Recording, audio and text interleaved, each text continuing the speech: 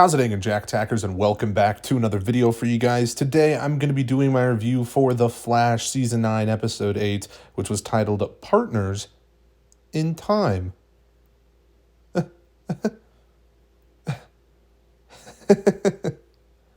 Partners in Time. Oh, yeah. I get it. It's a little bit of a play on words. Eric Wallace, you genius. Anyways, this episode wasn't that great, as you can probably tell already. I will say, probably better than the previous two episodes. Maybe. And that's a big maybe. But we are 3 for 3 right now in terms of back-to-back bad episodes. And honestly, these past 3 episodes are making me rethink my entire analysis on the original first 5 episodes, because I gave those first 5 episodes relatively positive reviews. I mean, maybe except for episode 4, but definitely the rest fairly positive-ish. But now, I just don't really know what's going on anymore. And I'll tell you something. I didn't even really want to do a review for this episode. I actually intended not to do a review for this episode last week. I saw the promo for this episode, and I was like, I'm not doing a review for that. Looks like another bad episode. I'm just going to wait till episode 9, because episode 9, as we all know, could very well be the saving grace of this season. And maybe, episodes 10, 11, 12, 13 will be really good. But even if the rest of the episodes of this season are fantastic, I don't know. I think overall the season will just go down as mid, even if the rest of the season is fantastic. But it's just very disappointing to see that we have gone 3 episodes in a row without the frickin' Flash in a show called The Flash, and it's the final season.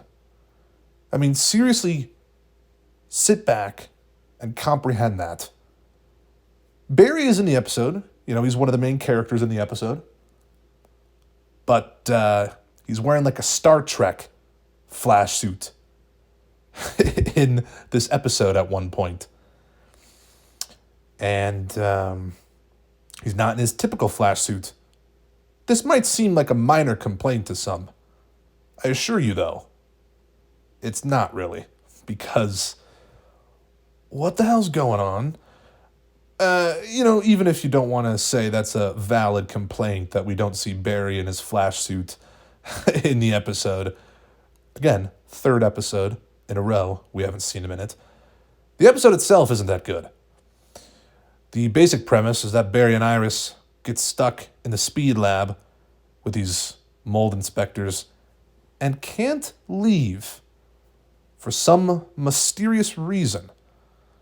We eventually find out that it's because of this time magnet that this time thief has stolen, and it's messing with time and making things go a little crazy. I will say, though, this time thief that is revealed to us later in the episode goes by the name of Lady Kronos. Now, I don't know if that's some sort of reference or she's related to the character from Season 1 of Legends of Tomorrow, Kronos, who is a time bounty hunter for the Time Masters, if I remember correctly. He was a cool character, actually. I liked him. He had a cool design, at least. I don't know if that's actually this character, Lady Kronos. I don't know if she's actually related to him in some way or whatever. I don't know if that's a coincidence that they just named her Kronos, Lady Kronos. She just got a clock painted on her face. Bruh. I mean, let's be real, guys. What was that about? She got a clock face. Ooh, careful now. I almost said something else. Clock face. There's an L in there. Anyways, she decides to basically put back the time magnet in the year 2123, which is 100 years from 2023. We saw the Flash Museum, kind of cool. I mean, I always like the Flash Museum. It looks cool, whatever. I don't know. It was kind of neat. we only saw it for like a few frames. But then everything goes back to normal, and these inspectors and Barry and Iris get to leave the speed lab. I will say some of the inspectors were kind of funny, especially the one guy who ended up fainting and then getting turned into a statue. I think his name was Howard. He was kind of funny at moments. And the other guy who was like, I shouldn't have gone into work today. I should have just stayed home and watched cartoons. I mean, that's like when that's the only good thing I can say about the episode. That's not good. Because we also have a bunch of Iris being hormonal. I don't want to say second-guessing her pregnancy because she clarifies in the episode that she wasn't. Regretting getting pregnant, of course. But, I mean, look, man, I've never been pregnant. Never will be.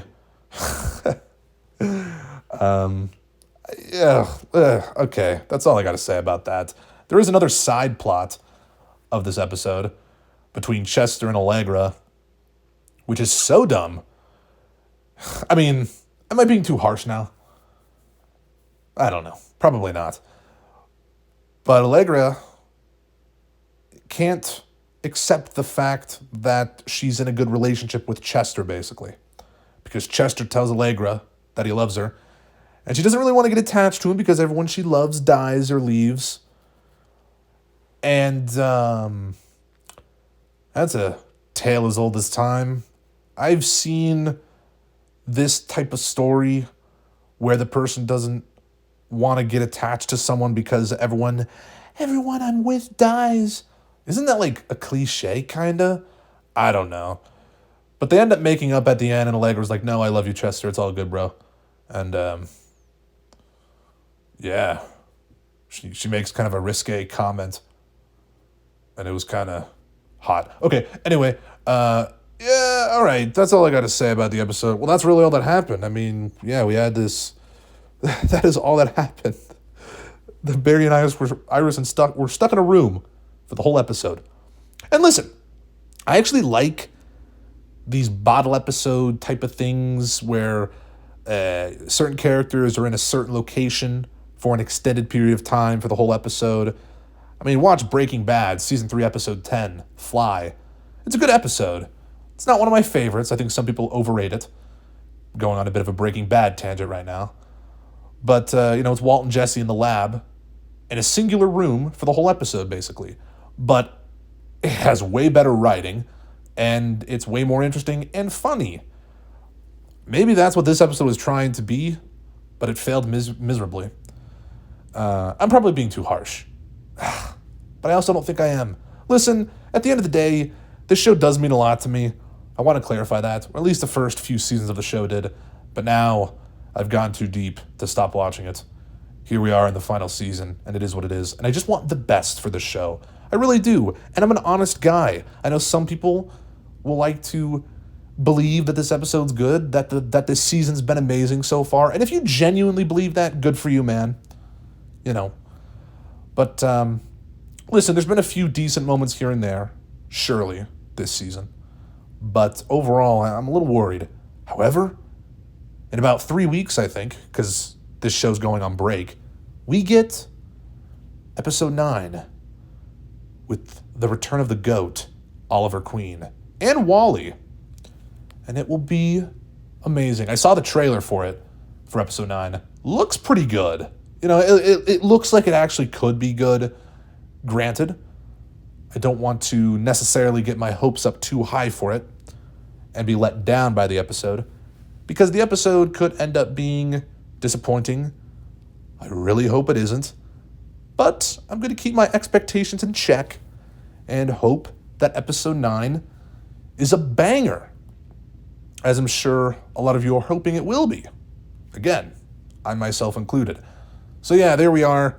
That is episode 8 of The Flash Season 9, the final season. Here we are, folks. Let me hear your thoughts on the episode down in the comments below. Very interested to see what you guys have to say about it. It's possible that I could be too harsh. I keep saying that. But maybe I'm just in denial and I'm like, oh, no, maybe it was a good episode, or it wasn't, though. It wasn't, though. Let's be honest, okay? But if you liked it, still, let me know. Tell me what you liked about it. What was your favorite part? All that jibber jabber down in the comments below. And if you liked this video, make sure to give it a thumbs up, subscribe if you're new. And check out my Letterboxd, my Twitter, down in the description. And I'll see you guys in the next one. Peace.